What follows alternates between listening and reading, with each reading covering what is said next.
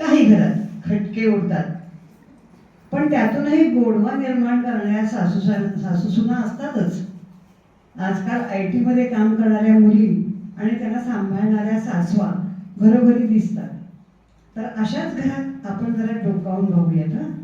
चला तर मग. अगं मंजू, अगं ऐकतेस का? आज पाहुणे येणार आहेत आपल्याकडे. तुझी जरा मदत लागणार आहे ग मला. करशील ना? तेवढा वेळ आहे का तुझ्याकडे की मीच करू?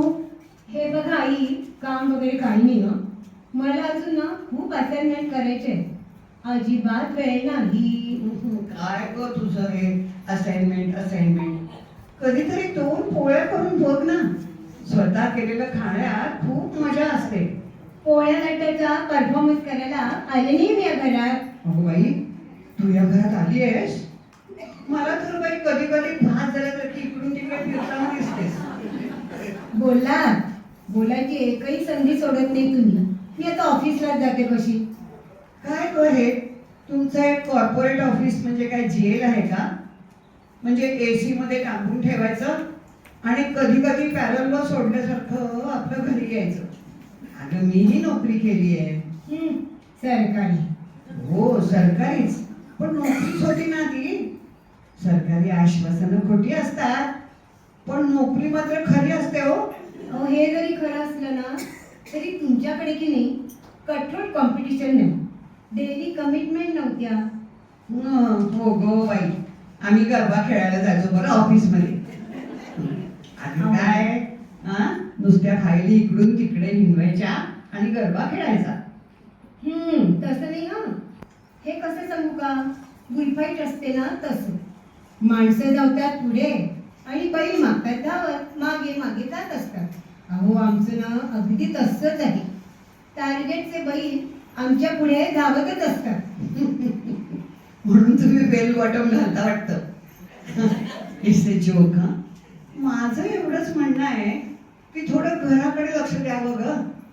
काल मी तुला भाजी घेऊन यायला सांगितलं तर तू रात्री 11 वाजता आलीस आणि ते सुद्धा डायरेक्ट जेवून. पण मी तुम्हाला मेल केला होता ना.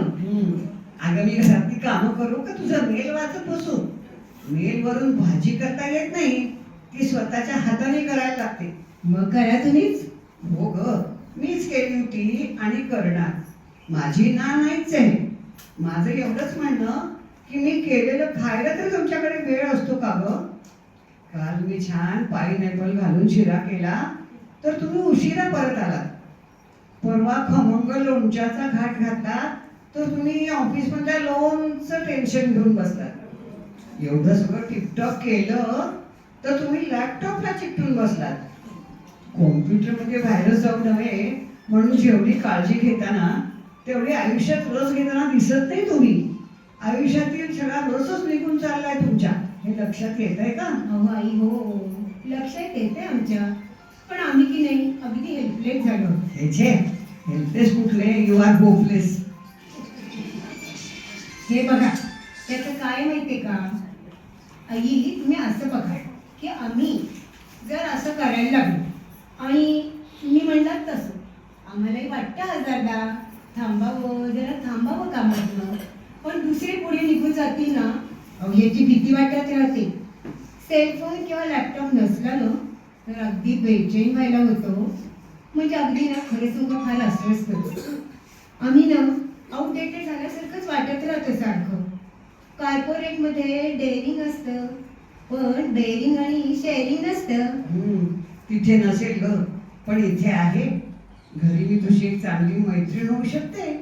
बघ प्रयत्न करून. आई अगं म्हणजे आपल्यामध्ये शर्यत कॉम्पिटिशन वगैरे नाही आहे ना.